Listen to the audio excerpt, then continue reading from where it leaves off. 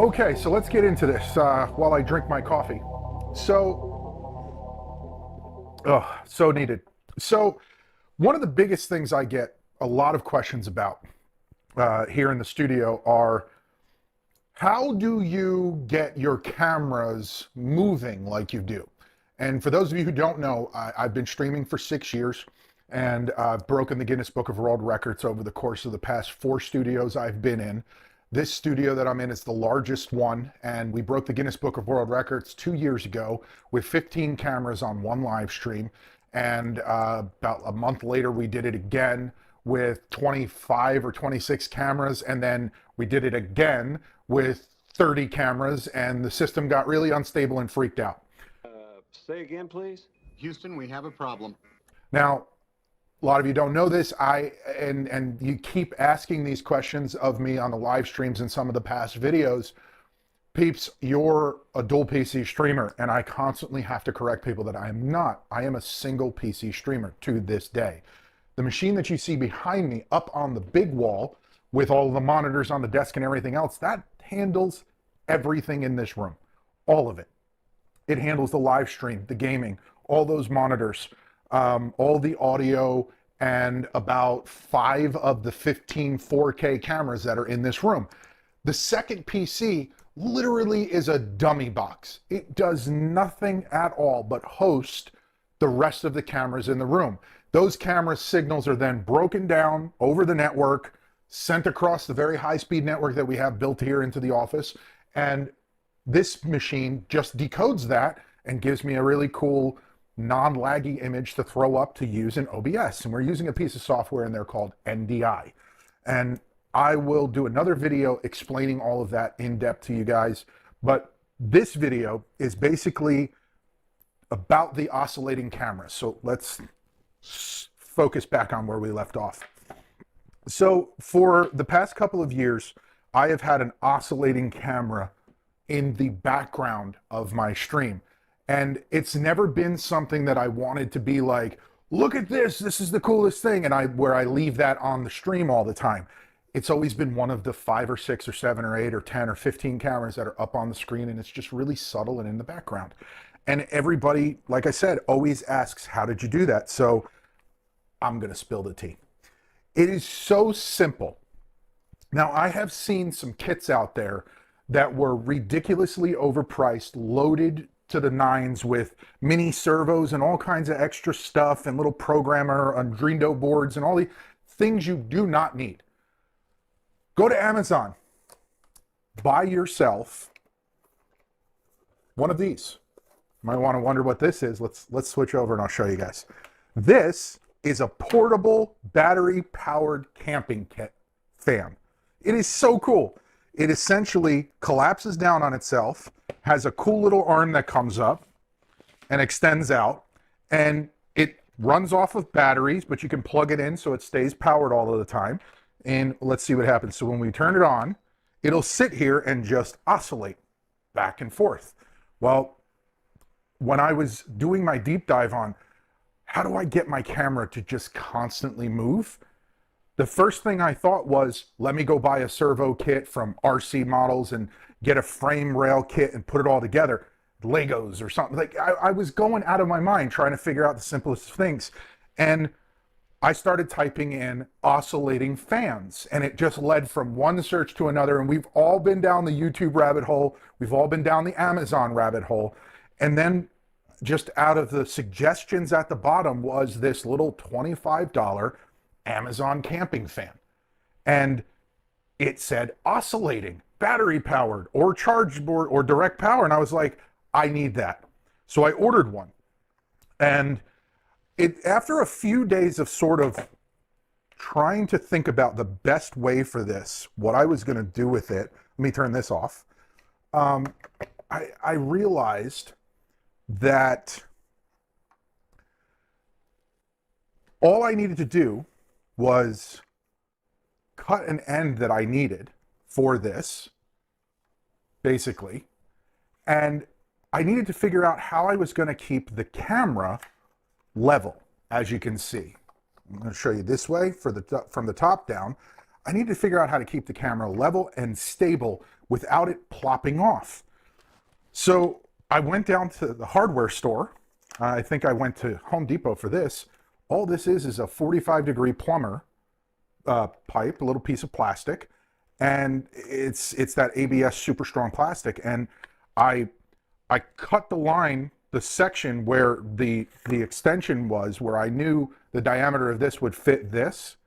And inside of this, powering the fan is literally two little tiny DC, very low voltage wires that go up to power the fan.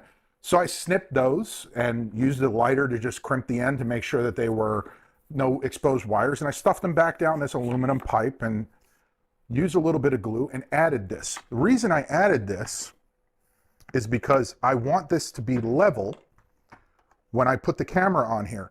And I couldn't figure out at first, here's the really crazy part about this. This is the really crazy part. And remember, this happened like 2.5, 3 years ago.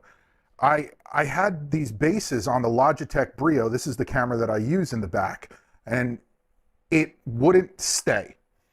This was way too flimsy. I would turn it on, and I did a lot of testing before I messed with it. And this would get to one end, and the camera would eventually just slide off and fall off. And I was looking through all of my boxes of stuff, and I happened to have one of these really cool little quick release camera mounts. These are so easy that you can pick these up off of Amazon for like 16 bucks. And by the way, everything from this video is going to be linked down below, so you guys can go click on it, buy it, do it yourself basically. I don't want to put you behind a paywall and, you know, hold you to your feet for things that I know should be shared. These are really cool things to make your stream just that much better, especially if you're a content creator. So I bought a whole bunch of these years ago because I love being able to pull a camera off of a tripod, that one or this one, or any one of the cameras across the room, quick release it, swap it out if I need to, or move one over here for this event or that thing that I'm doing. And I had this one laying around, and I grabbed the base of it, and this was already set, and I had magically half inch, it clicked. And I went, perfect, this ain't not gonna go anywhere. And it's held this camera in place for almost 3 years now without any incidents, never fallen. And it does its stuff and it oscillates. So camping base, 45-cent piece from the hardware store, Walmart, Home Depot, or Ace True Value will have it. And, or what is the other one? Lowe's, you can get it from. So we have two of them, and I'm thinking, you guys tell me if I'm wrong down in the comments, but I'm thinking of maybe building another one to put up on this side. So we have one oscillating from that side to see this whole side of the room, and then we have one on this side oscillating. So I don't know. You guys tell me down in the comments if you think that'd be cool. We'll go and put it together. Now, the next part of this is important. I've got to break this down because, you know, as I'm drinking my old man coffee, you guys ask me a lot of technical stuff for cabling and things of that nature, and I wanted to make sure that we clarify this, and it's so important that you guys understand. Going and buying 6-foot and 8-foot extension cables and then plugging them together to extend your cameras behind you on your live stream, bad idea. Especially if you want to get a proper setup going behind you. And these are the lessons I've learned over the years of doing this. The average camera, standard cable, USB cable, is 16.4 feet. That's it. At 16.4 feet, you've got that extra 3 foot of cable from the camera that a lot of people forget about. And the signal can only go so far on USB-C or regular USB 3.0. So what I have found that works, and obviously that'll be in the links, if you want to use a little 6 or 8 footer around your desk where you put a second camera to your right or left, have at it. That's not going to affect anything. But if you want to do a run like I have in this studio where you've got a 15, 20, 30 foot run that you need, you're going to need what's called an active USB cable. And the difference between this and this, you can see, See that big module on the end? There's a huge module on the end compared to this cable. This module has a couple of capacitors and a small little circuit board in it. And what it does is it takes the power from the motherboard of your computer, power, 5 volts of power, and it stores it.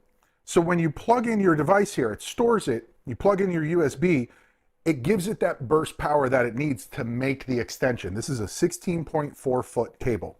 Now, there are a couple of different types of this. For example, my longest run in this room is 45 feet, and I have an active USB cable. This active USB cable is a lot cheaper than the longer ones that I have here in this room because it's missing one key ingredient.